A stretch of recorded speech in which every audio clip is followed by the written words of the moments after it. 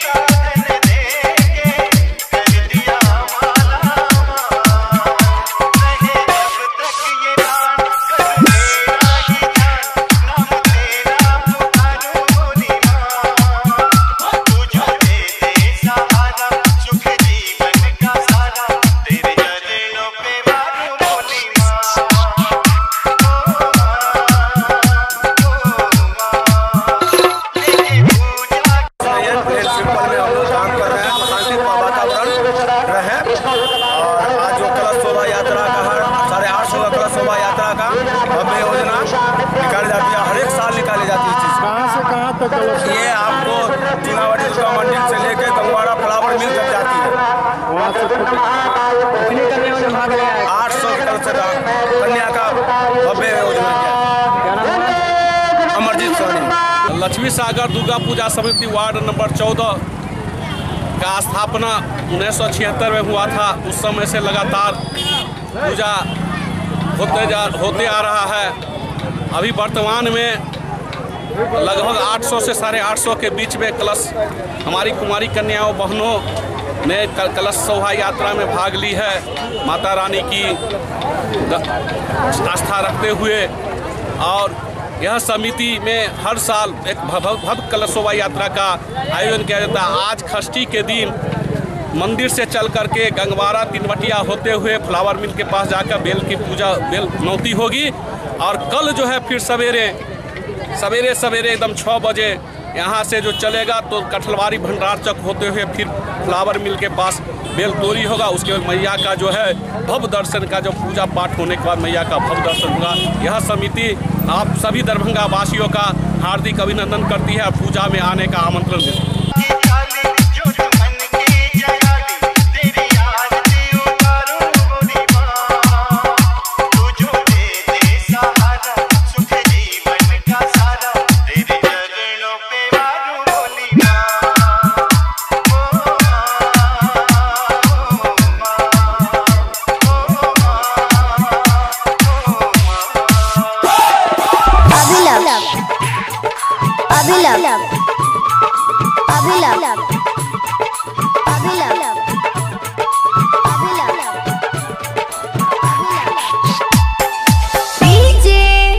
अभिलव बोला बोला अम्बे मैया की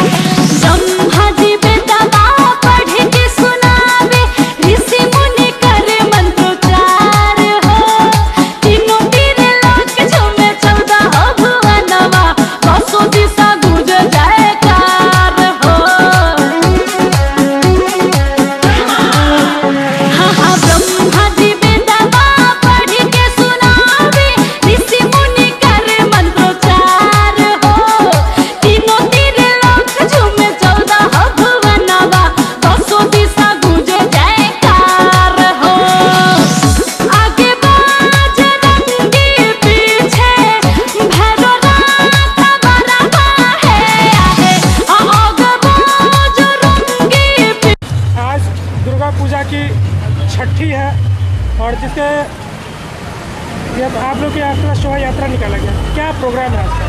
हमारे धुनार दुर्गा पूजा समिति की ओर से इस बार भव्य कलश शोभा यात्रा का आयोजन किया गया कि 1500 से ऊपर कुमारी कन्याओं ने भाग लिया, जो आपने वीडियो में देख रहा हो। और इससे भी अच्छी होगी हमारी पूजा मेले में शुद्ध पेयजल, सुरक्षा के साथ CCTV कैमरा और विधि व्यवस्था पूरे मेरे वॉलंटियर के द्वारा, पूरे हमारे समाज के लोगों के द्वारा पूरा इतना अच्छा व्यवस्था इस बार मिलेगी धुनार दुर्गा पूजा समिति में, श्रद्धालुओं को इसका व्याख्यान नहीं कर सकते। मद्देनजर हमारे यहाँ CCTV कैमरा से पूरा पंडाल लैस है। इवन कि पंडाल के बाहर भी हम लोगों ने CCTV कैमरा लगाया है और शुद्ध पेयजल, पार्किंग की व्यवस्था और बैरिकेडिंग करके ताकि पब्लिक इधर उधर भटके नहीं, सारे व्यवस्था और सुचारू रूप से, जैसे ट्रैफिक की समस्या है उसमें भी पुलिस प्रशासन तरफ अभी तक कोई पदाधिकारी यहाँ हम लोग यहाँ नहीं आए, लेकिन जो आएंगे उनसे भी अच्छे हमारे कार्यकर्तागण हैं जो सारा का सारा व्यवस्था करेंगे। इस बार की क्या झांकी आप लोग इस दिखा? बार महेश्वती साम्राज्य का जो पंडाल, बाहुबली पंडाल फिल्म देखा आप लोगों ने, जो महेश्वती जो साम्राज्य दिखाया गया पूरा, उसकी झलक दिखाई गई। इस बार मूर्ति में क्या खास है? मूर्ति में हमारे इलेक्ट्रॉनिक के माध्यम से मूर्ति में कुछ कलाकारी हमारे मोहल्ले के कलाकारों ने, और जितना भी अच्छे से होना चाहिए इलेक्ट्रिक के काम है, एक बार आके सभी दर्शक एक बार हमारे यहाँ आए और पूरे पंडाल के साथ साथ मूर्ति और लाइटिंग काम देखे। और मैं इतना कर सकता हूँ, जो इस बार देखने को मिलेगा हमारे पूरे पंडाल में, वो पूरे बिहार में कहीं फर्स्ट टाइम।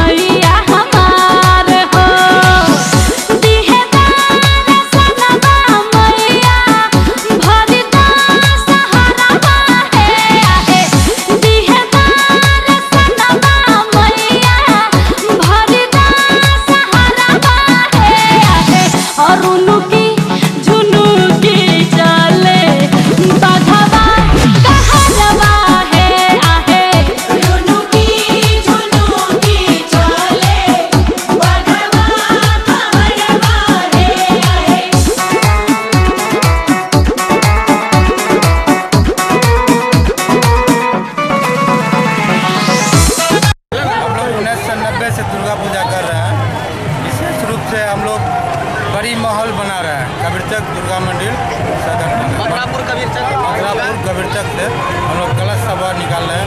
कितनी कन्याओं ने भाग लिया? 1000। कहाँ से ये कलश यात्रा कहाँ तक जाएगी? कबीरचक से निकले हुआ है, कबीरचक दुर्गा मंदिर स्टेशन जो है मनोकामना धाम परिसर मनोकामना धाम मथुरापुर कबीरचक दरभंगा से निकाली गई है। इसमें 1500 कुमारी कन्या कलश शोभा यात्रा में कबीरचक दुर्गा मंदिर से होते हुए सदर थाना होते हुए स्टेशन होते हुए दोनार होते हुए पुनः भगत निवास में बेलतोड़ी का कार्यक्रम है। वहाँ बेल तोड़ने के बाद माता रानी के दरबार में वहाँ जाएगी और 1990 से ये सिलसिला जारी है। और मंदिर परिसर में भव्य पंडाल बड़ी महल के द्वारा जो मोहन जी कलाकार हैं इन्हीं के द्वारा बनाया गया है। आप सभी लोग सादर आमंत्रित हैं। दुर्गा पूजा समिति कबीरचक दरभंगा आप लोगों का हार्दिक अभिनंदन करती है, प्रणाम करती है।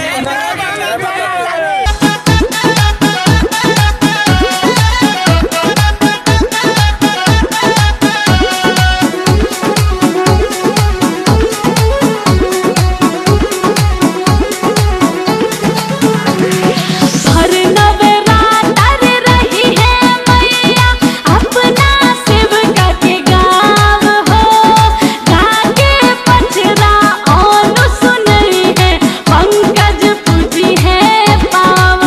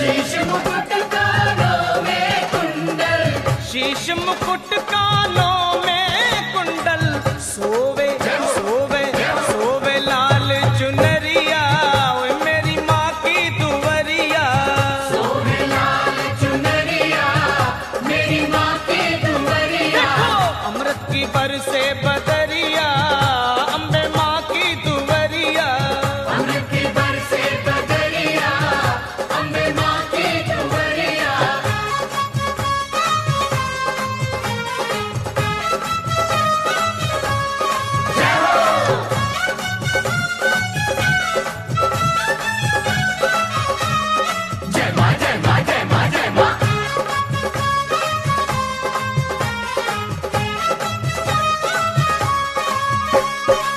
माथे की बिंदिया चम चम चमके माथे की बिंदिया चम चम चमके चम चम चमके चम चम चमके चम चम चमके चम चम चमके माथे की बिंदिया चम चम चम चम चमके जैसे जैसे जैसे गगन में बिजुरिया अम्बे माँ की दुवरिया जैसे गगन में बिजुरिया अम्बे माँ अमृत की बरसे बदरिया ओए मेरी माँ की दुवरिया अमृत की बरसे बदरिया मेरी माँ की दुवरिया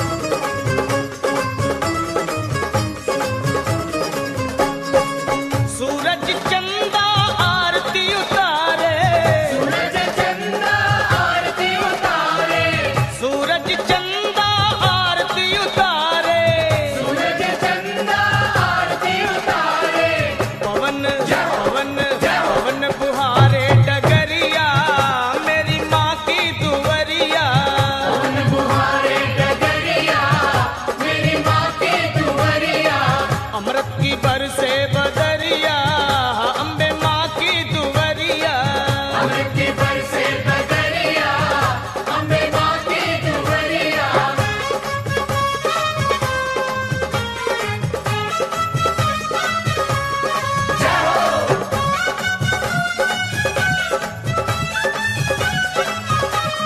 जय माँ जय माँ जय माँ जय माँ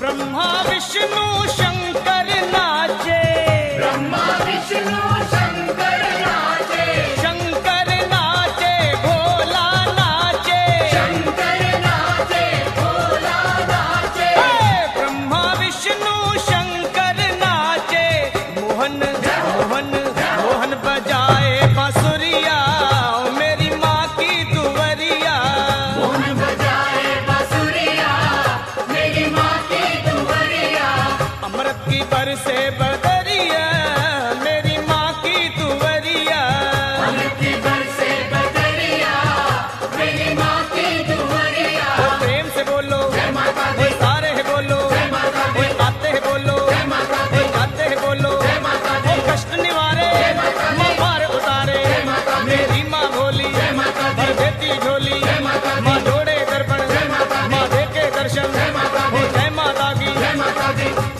जय माता दी जय माता की जय माता दी जय माता दी जय माता दी जय माता दी शीतला भवानी माँ का शीतला भवानी माँ का शीतला भवानी माँ का शीतला भवानी माँ का Mixed by DJ. लाल लाल सिंगार लाल है भवन मैया तुम्हें निमिया पे हो के मगन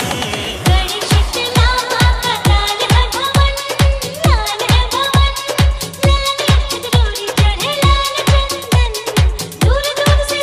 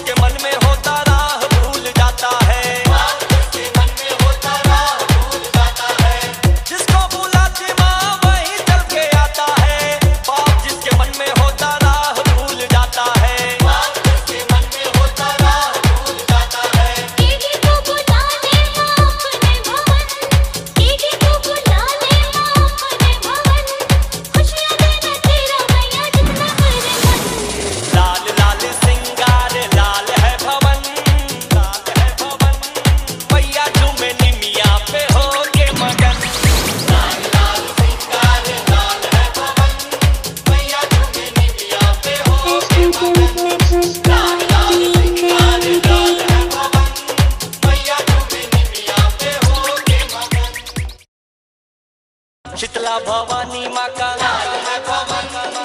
शीतला भवानी माँ का शीतला भवानी माँ का शीतला भवानी माँ का Mixed by DJ. लाल लाल सिंगार लाल है भवन मैया झूमे निमिया पे हो के मगन